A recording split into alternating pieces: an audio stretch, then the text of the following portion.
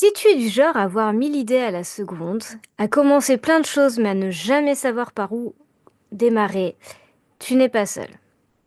L'éparpillement, c'est le plus gros challenge des femmes entrepreneurs, spécifiquement quand on a plusieurs activités ou qu'on est multipotentiel. Et aujourd'hui, je vais te donner une méthode simple pour canaliser ton foisonnement d'idées sans te frustrer. Ton cerveau est une machine à explorer. Mais malheureusement, il n'a pas de bouton stop et si tu es comme moi, tu l'as cherché un long moment, ce fameux bouton. Il capte tout, veut tout tester et finit bien évidemment en surcharge. Résultat, trop d'idées égale paralysie. La clé, ce n'est pas d'arrêter d'avoir des idées. Si c'était aussi simple, ça se saurait, mais plutôt de les organiser intelligemment. Et pour ça, je te propose ce que j'ai appelé le carnet d'expansion, qui est un allié pour toi pour ne plus t'éparpiller. Au lieu d'essayer de tout faire en même temps, crée plutôt ce fameux carnet d'expansion. En quoi ça consiste? C'est un espace, donc ça peut être un carnet papier, un fichier Notion, une base de données Notion, un fichier note sur ton téléphone, où tu vas tout simplement déposer toutes les idées qui te viennent au moment où elles te viennent, sans pression, sans chercher à en faire quelque chose, sans chercher à les développer, juste les sortir de ton cerveau, un peu comme dans Harry Potter avec la fameuse pantine, hein. C'est un peu ce principe-là, c'est de libérer du coup de l'espace dans ton cerveau. Et du coup aussi de ne, sans te frustrer pour autant. En les posant, tu es libre de pouvoir y revenir à n'importe quel moment dès que tu as envie de développer ces idées. Et c'est ce qui va du coup te permettre de pouvoir te focuser plus simplement sur des idées essentielles. Donc l'objectif, c'est vraiment de libérer de l'espace mental et d'éviter le si je ne le fais pas maintenant, ça va disparaître. Et en même temps, et avoir un endroit où toutes ces idées mûrissent jusqu'à être prêtes et être concrétisées. Si c'est nécessaire. Parce que là encore, une idée, tu peux juste la poser, puis ça se trouve, tu n'en feras jamais rien et c'est ok. Tu n'es pas obligé de réaliser toutes les idées qui te viennent en tête.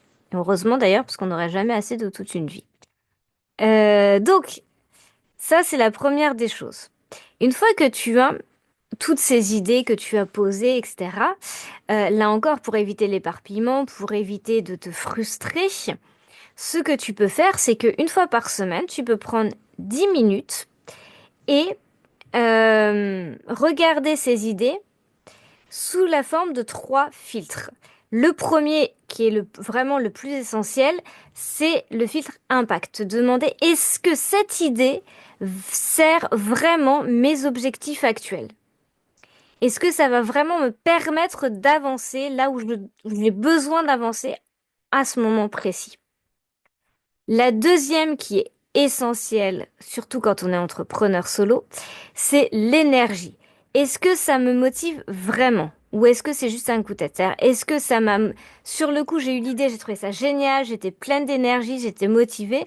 Mais là, avec le recul, est-ce que je suis toujours motivée? Est-ce que je sens que ça va vraiment me motiver sur du long terme?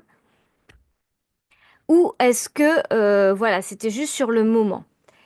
Et puis enfin, la dernière, qui rejoint un petit peu la première, qui est un peu un combo des deux premières, c'est le timing. Est-ce que c'est vraiment le moment de me lancer dans cette idée ou est-ce que cette idée peut attendre?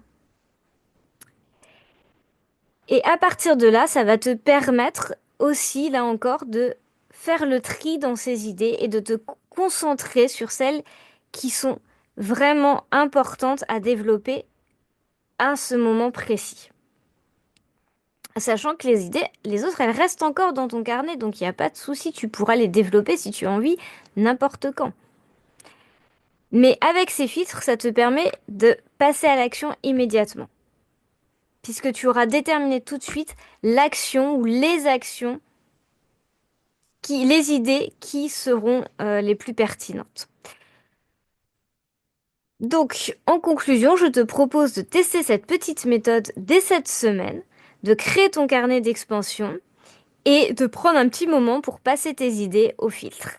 Et n'hésite pas à me dire par mail, sur les réseaux sociaux, ce que les résultats de ce petit, ce que ce carnet t'aide, comment il t'aide, comment tu l'as structuré. J'ai hâte de savoir tout ça.